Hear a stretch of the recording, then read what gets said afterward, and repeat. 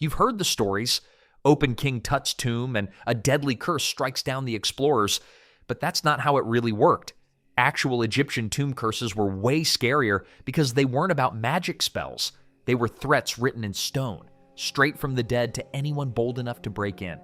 We're talking about real inscriptions uncovered by archaeologists, warning that tomb robbers could face crocodiles in the afterlife, see their families erased, or have their names wiped out forever. These were spiritual contracts, not Hollywood inventions. Some robbers even left graffiti mocking the warnings. But what drove some thieves to bail out mid-heist? The legend of the curse of the Pharaoh took off after the discovery of Tutankhamun's tomb in 1922, fueled by sensational headlines and public fascination. Newspapers everywhere ran wild with stories about mysterious deaths, hinting that anyone who dared disturb the boy king's rest would meet a grisly fate. But the reality behind the so-called curse is much less dramatic. A handful of early tomb team members passed away in later years from ordinary illnesses, not curses. Lord Carnarvon, the wealthy backer of the expedition, died from an infection that was common in Egypt at the time, not from any supernatural force. Most of the people who entered the tomb went on to live long, unremarkable lives. Howard Carter, the archaeologist who actually found the tomb, lived for nearly 2 decades after the discovery. Many others, like Carter's secretary Richard Bethel and photographer Harry Burton, continued their work in Egypt for years and died of natural causes. Even Carnarvon's daughter, who was present at the tomb's opening, lived into old age. The press, eager for a gripping story, didn't let facts get in the way. When Carnarvon died, newspapers invented eerie details to stoke the public's imagination.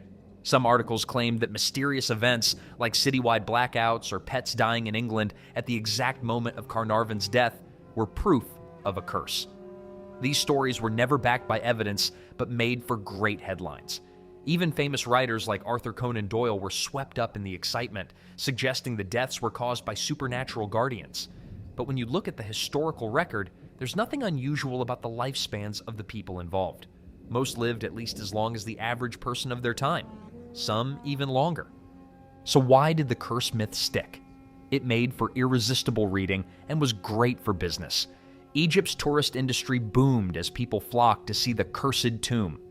Every time someone remotely connected to the excavation fell ill or died, even decades later, the press revived the story.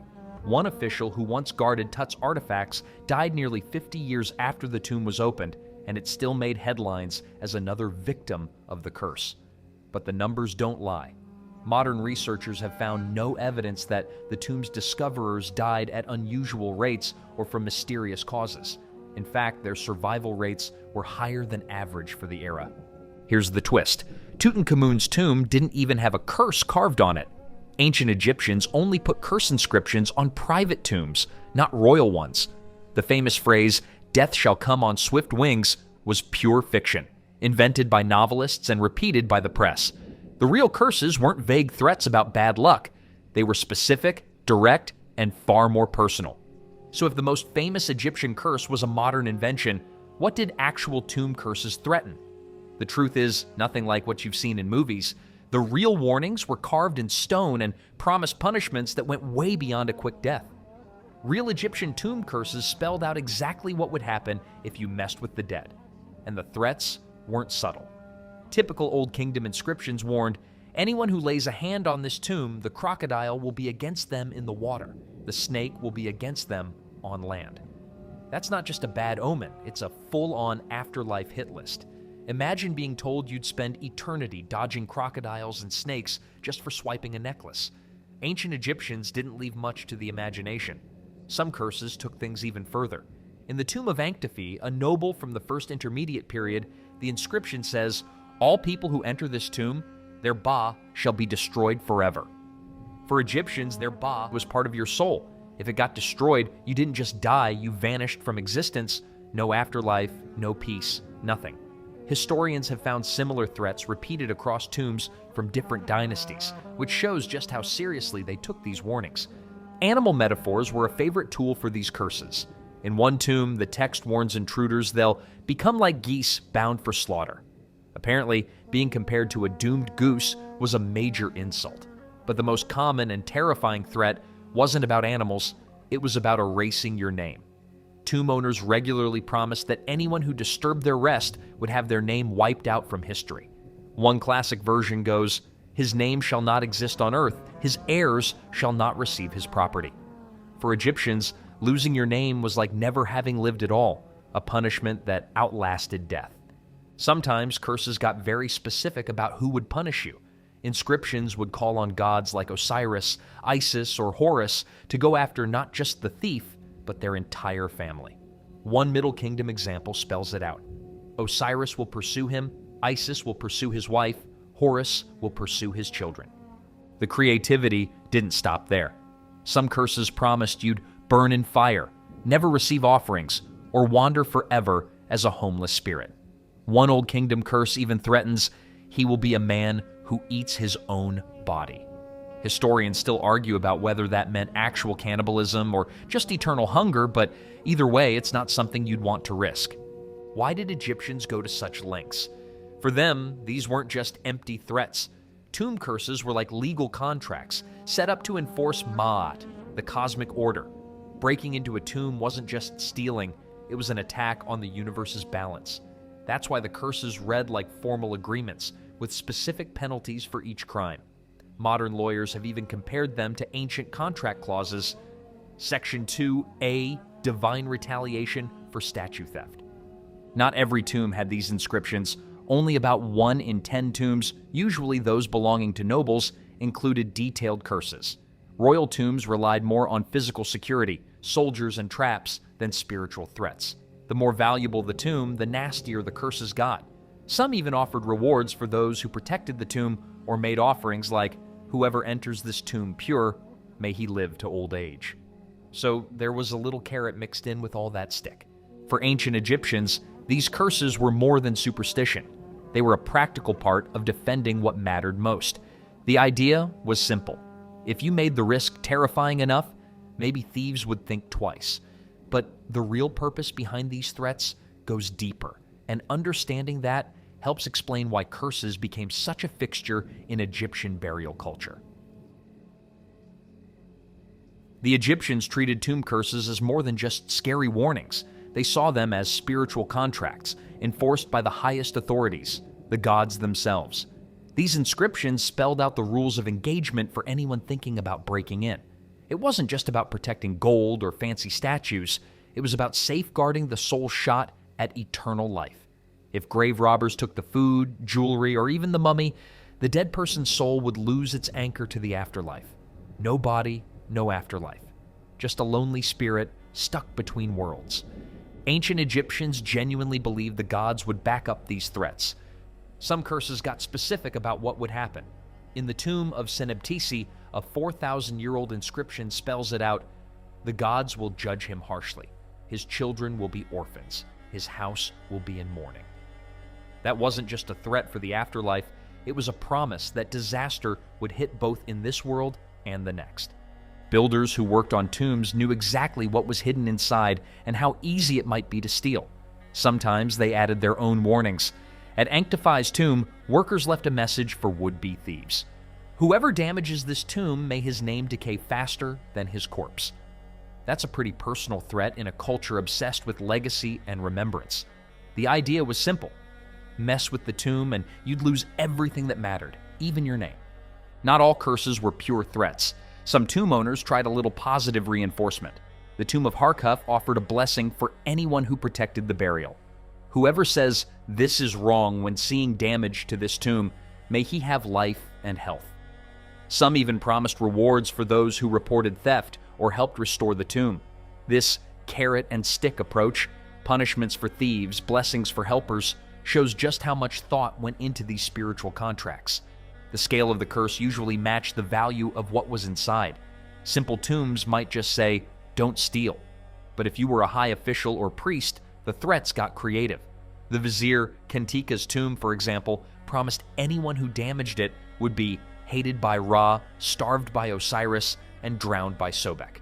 Some curses even threatened that thieves would never receive offerings from their own children, which was a nightmare scenario in a society where family rituals kept your soul alive. Did these threats actually work? Archaeological evidence says the results were mixed. About 60% of noble tombs were robbed within a century of burial, so plenty of thieves took their chances. But there are also untouched tombs where the warnings were especially vivid, like one that described robbers being boiled in their own blood. Even today, people hesitate to walk over graves or disturb burial sites. The power of a well-worded curse is hard to shake. But who actually risked everything to break these contracts? To find out, we have to look at the people who ignored the warnings and went after the treasures anyway. Most ancient tomb raiders weren't mysterious strangers. They were the same workers who built the tombs in the first place. These builders knew the layout, where valuables were hidden, and how to get past the seals. Some workers later returned to plunder the very tombs they built, using insider knowledge to make their job easier. They knew which walls were thin, which entrances were weak, and where the best loot was stashed. Robbery methods were as creative as they were ruthless. Archaeologists have found small tunnels just big enough for a child to squeeze through, evidence that thieves sometimes sent kids in to pass out treasure. In at least one tomb, a crude trap collapsed on a raider, and archaeologists found his skeleton still clutching loot. Other tombs show the aftermath of brute force: smashed doors, hacked open coffins, and mummies torn apart just to get at the jewelry hidden in their wrappings. In one case, a noble's corpse was found with its neck snapped. Robbers wanted the gold necklace, and they didn't care how they got it. Forget the movie-style rolling boulders. Tomb traps were usually simple but deadly. Hidden pits, rubble-filled shafts, and fake walls were common. The tomb of Ipi had a shaft packed with debris that would collapse if disturbed.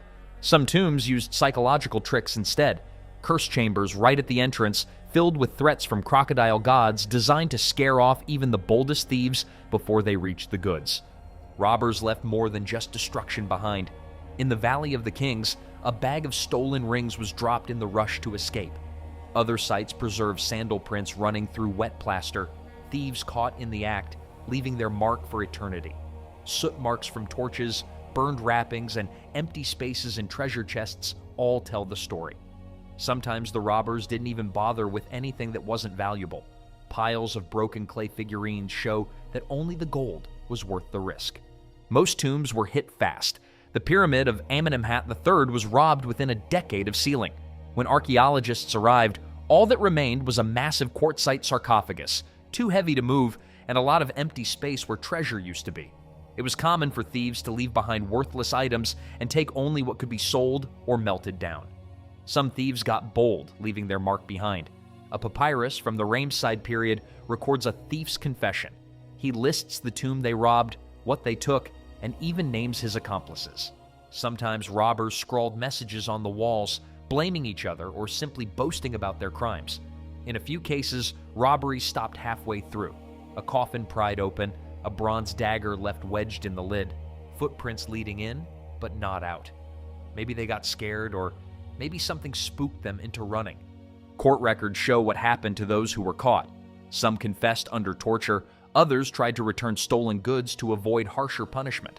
Penalties ranged from losing a nose to impalement. But the most interesting clues come from the signs of fear. In one tomb, robbers smashed a cursed statue and then arranged the pieces neatly, almost like an apology. Other sites have offerings left near broken curse tablets, as if the thieves wanted to make peace with the gods after the fact. Some people clearly shrugged off the threats, but others seemed to think twice, especially after a close call or a string of bad luck. The evidence paints a picture of robbers who weren't all fearless or reckless. Some were just desperate, some got greedy, and some couldn't help but look over their shoulder. And a few, as you'll see, decided to answer the curses in their own way. Some grave robbers didn't just ignore curses, they openly mocked them. The bravest, or most foolish, left graffiti that's still visible today, turning ancient threats into punchlines. The best example comes from the tomb of Ramos, a high official whose burial chamber was guarded by a curse that promised thieves would drown in their own blood. Instead of getting scared, a robber scrawled, "I was here," in soot right over the curse. That's about as in your face as it gets. Imagine tagging your name on a "Danger, do not enter" sign and walking away with the loot. Other tombs show similar attitudes, though not always as bold. In the tomb of Montuemhat, someone carved a laughing face next to a curse inscription, as if to say the threats were a joke. There's also the tomb of Jehudi Hotep, where a robber scratched "I ate well tonight," right under a warning about eternal hunger. It's the ancient version of trolling. The jokes didn't stop at graffiti. Court records from Thebes tell of a thief who, when confronted with a curse about losing his head, quipped, "Better than losing my gold." Another robber, caught and questioned, blamed his capture on the gods favoring the authorities, not on any curse. These aren't the words of people who believed they'd be hunted by crocodile gods, but not all graffiti was so brave. Some scribbles show nerves getting the better of thieves. In a Saqqara tomb, someone wrote, "The statue watched me," next to a smashed figure, and another added, "It's just wood," under a curse about living statues. The handwriting wobbles like the writer was trying to convince himself more than anyone else. There's even evidence that some priests tried to fight back with mind games. In a few tombs, archaeologists have found warnings written in a style meant to look like robber graffiti, but actually forged by temple staff. These fake taunts, things like "I died after touching this," were planted to scare off future thieves, a kind of ancient psychological warfare. Mocking curses wasn't just about bravado, it shows that belief in these threats was never universal. Some robbers clearly thought the warnings were empty, while others went along with the jokes to mask their nerves. Modern linguists have noticed that the graffiti gets cruder and more dismissive over time, as tomb robbing became more routine and the old fears faded. Early on, graffiti was rare and sometimes poetic. Later, it was more like "Thieves' Rule" scrawled on the wall. Even so, the bravest mockers still had their limits. Archaeologists found that the nastiest curses, ones that threatened a robber's family or promised total erasure from history, almost never got joked about. The tomb of Vizier Passer, for example, has a curse about watching your children die, and there's not a single mark of graffiti near it. It seems even the boldest thieves knew when not to tempt fate. But not every robbery ended with laughter. Sometimes the evidence shows a very different story. Some tomb robbers started out bold but didn't make it to the end. Archaeological finds show just how quickly things could go from greedy to terrified. In the tomb of Nebamun in Thebes, for example, someone pried open a burial niche and grabbed a silver bracelet, then dropped it in the dust while fleeing. The bracelet was found exactly where it fell, perfectly preserved, with the niche door left swinging open and fresh finger marks in the plaster. You don't leave loot behind unless you're in a real hurry to get out. Other tombs show signs that thieves lost their nerve mid-heist. Sometimes they left tools embedded in door seals or half-pried lids, as if they meant to come back, but never did. There are cases where small valuables were taken, but heavier or more sacred items were left untouched. Some robbers even tried to cover their tracks, carefully restacking disturbed burial goods or resealing doors. It's almost like they hoped no one would notice they'd been there, or maybe they thought undoing the damage would undo the curse. The fear wasn't limited to thieves. Workers' logs from Deir el-Medina show crews refusing to enter certain tomb chambers, calling them eyes of the gods. There's a record of a work crew abandoning a job after hearing odd sounds and deciding it was the breath of Anubis. Even experienced tomb builders had limits. One overseer's journal mentions offering triple wages to anyone willing to reset a disturbed burial chamber and still getting no takers. What's interesting is that these panicked retreats and half-finished robberies tend to show up more often during periods when belief in curses ran high. When faith in the old gods was strong, thieves seemed more likely to bail out halfway through a job. When society's faith faded, robberies got bolder and more thorough. The curses themselves didn't change, but what people believed about them did. It turns out you don't need magic for a curse to work. All it takes is planting enough doubt in someone's mind to make them hesitate or panic at the worst possible moment. There's something about human remains that makes people uneasy even today. You see it on archaeological digs all the time. Experienced researchers who suddenly get quiet when they enter a burial chamber, or who refuse to call mummies by name, opting for the occupant or the individual. Some archaeologists won't work alone in tombs after dark. Museums have their own superstitions. Staff sometimes swap out display cases for certain artifacts, like a Roman-era mummy mask, because nobody wants it nearby for too long. These habits might sound quirky, but they all have the same purpose as ancient curses, making people pause before disturbing the dead. Studies show most people, even those who don't believe in ghosts, feel uneasy around human remains. It's not just about old stories or superstition. Neuroscientists have found that our brains treat bones and mummies differently than, say, ancient tools, or pottery. The amygdala, the part of the brain that handles fear, lights up when we handle human remains, even if we know they're thousands of years old.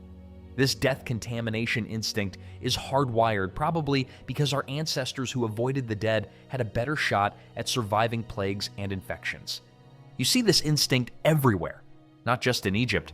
Museum visitors spend less time in rooms with unwrapped mummies, even if they're fascinated by other ancient objects. Some artifacts develop reputations, like the so-called unlucky mummy at the British Museum, which staff still joke about avoiding, even though the famous Titanic story is pure myth. Night guards report odd sounds or uneasy feelings near certain coffins, and sometimes museums quietly move these items to different rooms. Whether or not anything supernatural is going on, the effect is the same. People think twice before getting too close. Modern laws reflect this instinct. Grave robbery carries stiffer penalties than regular theft in most places, not because bones are valuable, but because society still sees disturbing the dead as uniquely wrong. Even scientists need special permits to study human remains that wouldn't be required for pottery or tools. The Egyptians would probably approve. Their curses didn't just threaten physical punishment, they made tomb robbery feel morally off-limits. Science can explain a lot of this. Researchers have shown that thinking about death triggers our brain's anxiety systems. Handling ancient remains reminds us that we're mortal too. That's why people joke nervously near mummies but feel fine around dinosaur bones. Exhibit designers have even admitted they put mummies in well-lit areas because visitors get more uncomfortable in the dark. So maybe ancient curses didn't need magic to work. They just had to tap into something already there, a built-in caution that made people hesitate. Even today, with all our science and skepticism, those old warnings still have power. The Egyptians might not have understood brain chemistry, but they knew how to make people think twice. And if you look at the bigger picture, it's clear these fears say more about us than about the dead. If you want to know what really made Egyptian tomb curses powerful, forget the supernatural. The real secret was always human nature. Egyptians didn't just invent curses to protect their treasures, they figured out how to turn our deepest fears against us. And they weren't alone. All over the world, ancient cultures tried to keep grave robbers away with threats. In Mesopotamia, the warning was simple: anger the gods, and you'll regret it. The Romans handed out exile or hard labor for tomb raiders, and even the Shang dynasty in China carved out punishments for anyone disturbing royal graves. But the Egyptians took it to a whole new level, writing out threats like legal contracts and making sure everyone knew exactly what would happen if they crossed the line. You see the same instinct way before the pyramids. Archaeologists have found Neanderthal burials with tools and food carefully arranged around the dead. That's not just a coincidence. It shows a basic fear of upsetting whatever comes after death. Later societies added their own spin. The Celts left coins for the dead and carved warnings on standing stones, while Chinese oracle bones warned of bad luck for anyone who disturbed a tomb. Across cultures, the message stays the same: mess with the dead, and you'll pay the price. The Egyptians just made it more detailed and a lot scarier. Modern laws haven't moved on much. Today's harsher laws on grave disturbance echo the Egyptians' approach: stronger penalties for robbing graves than for ordinary theft. Even archaeologists have to jump through hoops to get permission to study human remains, while pottery and tools barely get a second glance. The idea that the dead deserve extra protection is baked into our legal systems, whether we admit it or not. What's really interesting is how Egyptian curses evolved. Early tomb warnings were short and vague: the gods will judge you. But as centuries passed, they got specific and personal. By the time of the New Kingdom, curses spelled out punishments in gory detail, sometimes targeting not just the thief, but their family, friends, and even future generations. One 19th dynasty official's tomb threatens, "Your grandchildren will beg at my statue." Another promises a thief's descendants will serve my spirit as slaves. The message is clear: if you mess with me, your whole bloodline pays the price. Modern psychology backs this up. Threats to family stick with us longer than threats to ourselves. The Egyptians figured out how to push those buttons thousands of years ago, long before anyone studied human behavior in a lab. Curses also kept up with the times. When robbers started chiseling through walls, tomb owners updated their warnings to cover attacking stone. If thieves posed as workers, curses threatened anyone who comes as a worker. One priest's burial even included a line for those who bribe guards. It's like an ancient version of changing your passwords every time you hear about a new scam. Tomb curses were always a step behind the robbers, but they never stopped trying to keep up. So why did these threats ever stop working? Not because people stopped believing in magic. The real answer is simpler. Curses only worked when people trusted the system behind them. When Egypt was stable and belief in the gods was strong, tombs stayed safe. But when the country fell into chaos or the government got weak, robberies spiked, no matter how many curses were carved on the walls. The same thing happens today. Grave robbing goes up in war zones and places where the law can't protect the dead. Everything we know about tomb curses points to one thing. They were never really about magic. They worked because they tapped into the psychology of fear, guilt, and the need to protect what matters most. Egyptians used curses like a security system for the soul, and the most effective ones didn't need any supernatural backup. They just needed to make you hesitate, to plant the idea that maybe, just maybe, you shouldn't risk it. And that's the real trick behind every good curse. It's not about the words carved in stone, it's about what happens in your mind when you read them. Tomb curses were ancient psychology at work. The Egyptians didn't need magic, just a deep understanding of what makes people hesitate, threaten someone's family, or erase their legacy, and even the boldest thief might pause. Modern science backs this up, but the Egyptians figured it out first. Just like King Tut's tomb myth fooled us, these curses show how human psychology shapes legend. Which curse story shocked you most? Drop your answer in the comments, and if you liked uncovering the real secrets behind ancient myths, make sure to like and subscribe. Check the description for curse translations and tomb photos.